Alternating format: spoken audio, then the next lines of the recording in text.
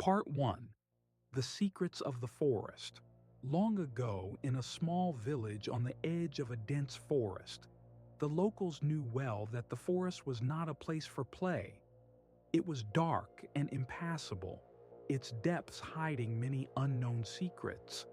The elders often spoke of ancient spirits living in the forest who didn't take kindly to trespassers. One autumn evening, a group of young people decided to prove that these legends were merely the fantasies of the old. They ventured into the forest, unafraid of any dangers. Among them was Oleksiy, an ambitious young man who always sought to show that fears had no foundation. His company consisted of three friends, Ivan, Maxim, and Maria, who decided to support his initiative. The forest? It's just trees and bushes, nothing to be afraid of. Oleksiy laughed as they crossed the forest's boundary. But from the very first steps into the forest, it became clear that this place was unlike any other. The shadows of the trees seemed larger than usual, and the air was thick and heavy. The usual autumn wind turned into an eerie rustling that seemed out of place. Oleksiy tried not to pay attention to these little things, but Maria was already beginning to feel nervous. "I think we've gone too far," she said, stopping and looking around the surrounding woods. But Oleksiy just laughed. "You heard those old women. We're really not that far." Ivan, who was always a bit skeptical of such stories, agreed with Oleksiy, though he couldn't shake the feeling that they were being watched. Soon, they stumbled upon a small clearing, where in the center stood an old moss-covered stone. "This must be a ritual site," Oleksiy laughed, trying to lighten the mood which was becoming increasingly tense. But Maria began to feel an odd sense of anxiety. In her mind, images of dark figures appeared, coming and going between the trees. "Do you hear that?" Maria suddenly asked, listening to a sound coming from the depths of the forest. Everyone went quiet. Only then did they realize how silent it was around them. Normally, the forest was always filled with bird songs, the rustling of leaves, but now there was almost complete silence. "It's just the wind," Ivan said, but his voice sounded less confident than before. Suddenly, in response to his words, a vague but loud noise resembling footsteps echoed from deeper within the forest. They all froze, unsure of what to do. "What's that?" Maria whispered, her eyes wide with fear. Oleksiy tried to reassure everyone, but his heart was racing faster than usual. Ivan started to turn back, but when they looked at the stone they had passed earlier, they saw an inscription that hadn't been visible before. "Did you see that?" Oleksiy asked, pointing at the inscription. Maria recoiled and screamed loudly. The inscription was carved into the stone, but the words were incomprehensible, like some ancient symbols that made no sense to them. "This can't be real," Ivan said, trying to pull away from the stone. But his movements became slower, his gaze increasingly erratic. "We need to go," Maria said, grabbing Oleksiy's hand. They all turned to leave, but the feeling that someone was watching them only intensified. Suddenly, Oleksiy heard a strange noise behind them, like a rustling, and then a loud noise, a real, massive noise that sounded like thunder. He turned around and saw a large silhouette emerging from the darkness. It was something huge, dark, and blurry, and it was coming closer to them. Part 2. The Shadows of Oblivion. The unknown silhouette approaching them gradually took form. Its large glowing eyes gleamed like fires in the dark, and every step sounded like a heavy, unavoidable blow. The group stood frozen, each feeling how fear was swallowing all their thoughts. Oleksiy, trying to gather his wits, squeezed Maria's hand while Ivan and Maxime exchanged anxious glances, realizing that their way back was no longer unnoticed. When the silhouette stopped a few meters away, the atmosphere thickened. Even the rustling of the wind seemed to cease. The forest came to life like an ancient fairy tale, where every shadow and every rustle spoke of centuries-old forgotten curses. Deep inside each of the young people, the thought passed. Perhaps they were witnessing the awakening of ancient forces, waiting for their time to return to the world of the living. Suddenly, the silhouette bent forward, as if wanting to speak. From its hands came a faint, almost inaudible whisper that shattered the silence of the forest like the cold breath of a winter morning. Maxime, summoning all his courage, rushed forward, hoping to break through the gloom and find a way out of the labyrinth of shadows.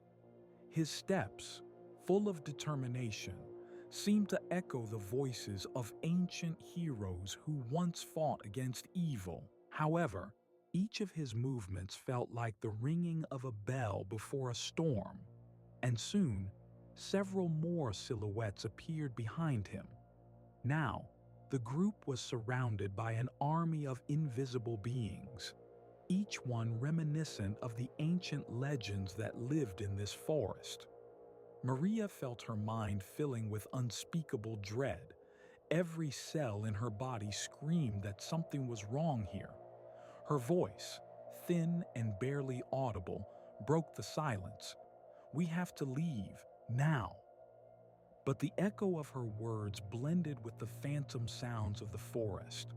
Ivan, recalling the inscription on the moss-covered stone, realized that this forest had been the site of forgotten rituals and dark curses.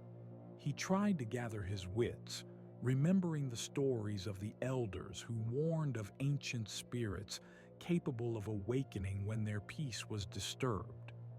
"We are just guests on their land," he thought, "and every step we take comes with a price," he repeated softly in his mind. The unknown creatures began to scatter around them like shadows released from the earth.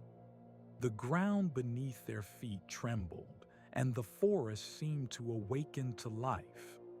The branches of the trees bent above their heads, creating an arch through which only a few beams of moonlight penetrated, and in the center of this chaos stood a massive silhouette, raising its hand as if wanting to warn or perhaps invite them into the unknown world. Oleksiy felt his mind battling panic. He knew that every move they made could be their last, but the support of his friends gave him strength. "We can't give up," he silently screamed, squeezing Maria's hands as if they were the only thread connecting them to reality.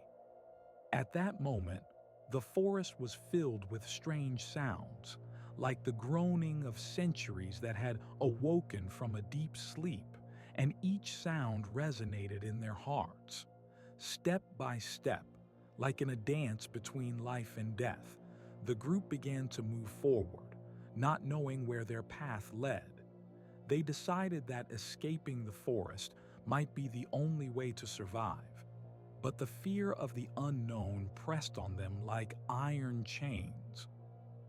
The ground beneath their feet seemed to want to swallow them, and the trees, like columns of the past, watched every move they made. Feeling that time was relentlessly slipping away, each of them felt how the ancient energy of this place penetrated their souls.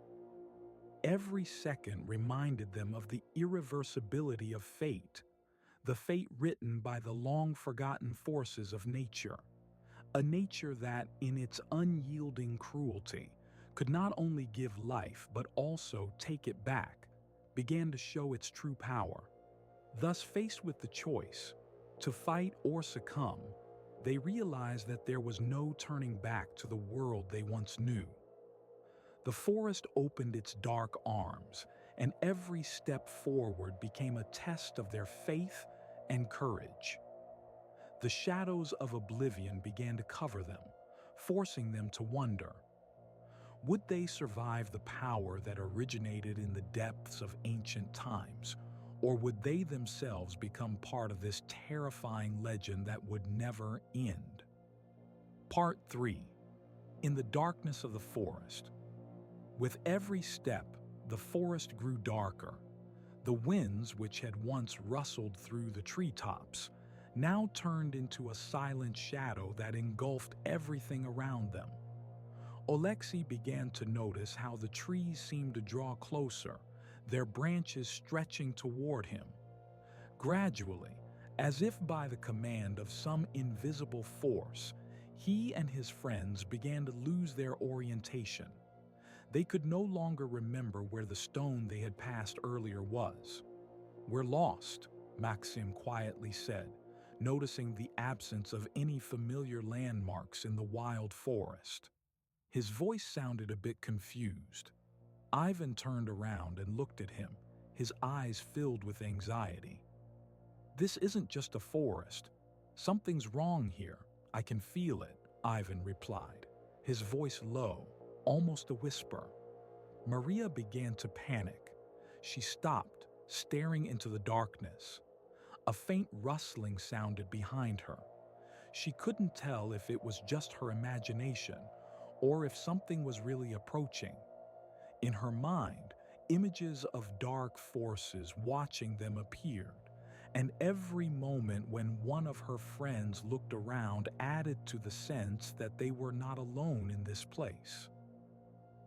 "Do you see that?" Maria asked, pointing to the clear reflection of red eyes peering through the darkness. Everyone froze. Their hearts stopped. The eyes, glowing like two red stars, grew larger with every passing moment. It can't be a beast," Oleksiy said, trying to calm his friends. His mind was torn between wanting to find an explanation for what was happening and realizing that this might not be just any beast, but something much worse. The eyes emitted a dark light that seemed to bind them to this place.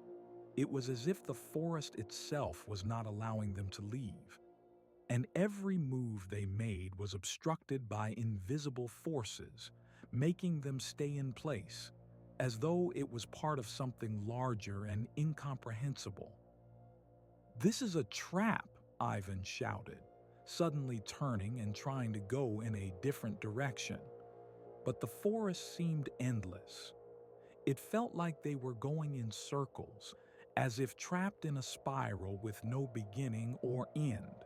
And still, the dark light emerging from the forest's depths drew them toward it. The noise of unseen footsteps grew louder, and suddenly, from the darkness, a figure emerged, rapidly approaching them. It appeared as a massive dark creature that resembled a human, but with indistinct features, blurry like a shadow. Oleksiy heard a quiet whisper coming from deep within the creature. "You shouldn't have come here. You shouldn't have stepped onto this land," the voice said, deep and resonant, echoing in every fiber of their being. "What is it?" Maria whispered, her heart pounding faster with fear. She couldn't even believe her eyes. Instead of running away, she remained rooted to the spot, as though something was holding her there. "This is our last chance. We have to leave." Oleksiy barely spoke, and everyone agreed that this was the moment to make a decision.